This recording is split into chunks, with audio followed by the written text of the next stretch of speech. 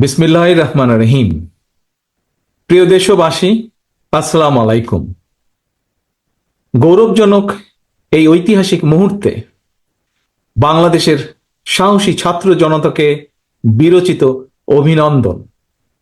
হাজারো শহীদের প্রাণের বিনিময় জনতার ঐতিহাসিক এই বিপ্লবের মধ্যে দিয়ে গণহত্যাকারী খুনি হাসিনার পতন হয়েছে, রাহু মুক্ত হয়েছে আমাদের প্রিয় বাংলাদেশ।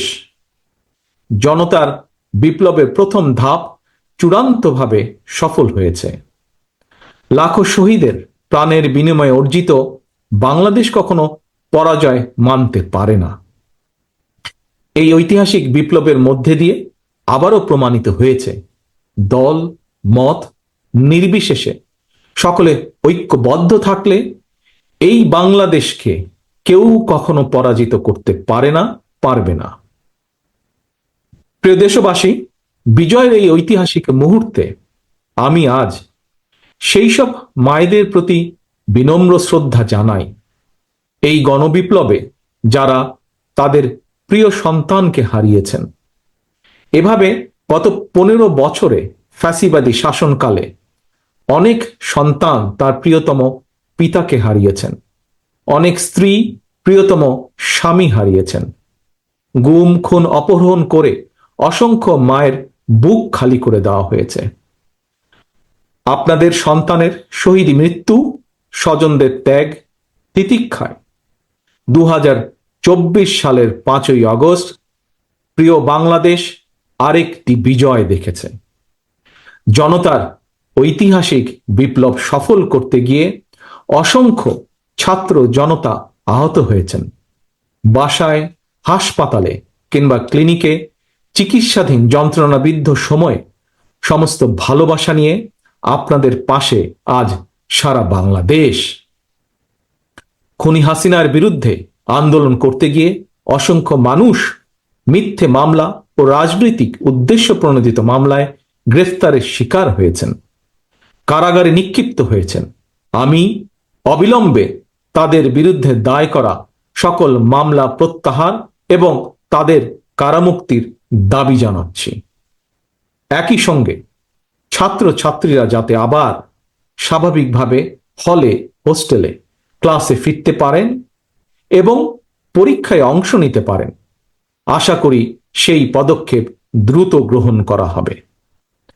প্রিয় দেশবাসী, দেশের 18 কোটি মানুষকে জিম্মি করে 12.5 কোটি ভোটারের ভোটের অধিকার কেড়ে নিয়ে বাংলাদেশকে তাবেদার রাষ্ট্রে পরিণত করা হয়েছিল।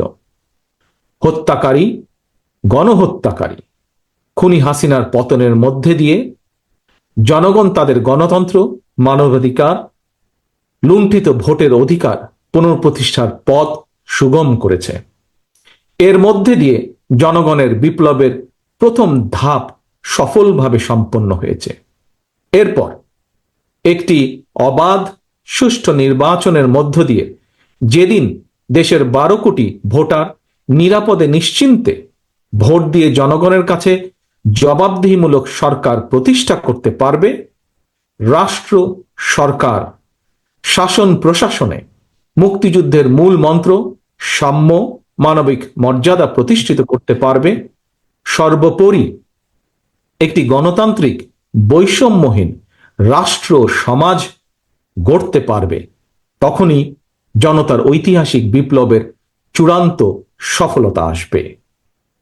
প্রিয় দেশবাসী, জনতার ঐতিহাসিক বিপ্লবকে চূড়ান্ত লক্ষ্যে পৌঁছতে তাই যথাসম্ভব দ্রুততম সময়ের মধ্যে একটি অবাধ, সুষ্ঠু, নিরপেক্ষ নির্বাচনের আয়োজন করতে হবে। জনগণের দ্বারা নির্বাচিত প্রতিনিধিদের কাছে দ্রুততম সময়ের মধ্যে অবশ্যই ক্ষমতা হস্তান্তর করতে হবে। একটি বৈষম্যহীন গণতান্ত্রিক বাংলাদেশ প্রতিষ্ঠার লক্ষ্যে একটি অবাধ, সুষ্ঠু নির্বাচন আয়োজনের জন্য বিএনপি সহ বাংলাদেশের প্রতিটি গণতান্ত্রিক রাজনৈতিক দল সব রকমের সহযোগিতা করবে। প্রিয় দেশবাসী, এবার আমি আপনাদের কাছে একটি বিনীত আহ্বান রাখতে চাই। বিজয়ীর কাছে পরাজিতরা নিরাপদ থাকলে বিজয়ের আনন্দ মহিমান্বিত হয়। সুতরাং বিজয়ের এই আনন্দঘন সময়ে রাহুমুক্তির এই ঐতিহাসিক মুহূর্ত শান্তভাবে উদযাপন করুন।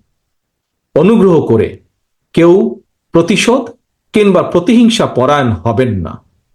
কেউ নিজের হাতে দয়া করে আইন তুলে নেবেন না। অর্জিত বিজয় যাতে লক্ষ্যচ্যুত না হয় সে ব্যাপারে জনগণকে সতর্ক দৃষ্টি রাখতে হবে। 52, 71 কিংবা 90 মতন ছাত্র জনতা আবারও একটি বিজয়ের ইতিহাস রচনা করেছে। প্রিয় দেশবাসী, আবারও আপনাদের সকলকে বিরচিত অভিনন্দন। আল্লাহ হাফেজ। বাংলাদেশ জিন্দাবাদ। বাংলাদেশ জাতীয়তাবাদী দল জিন্দাবাদ।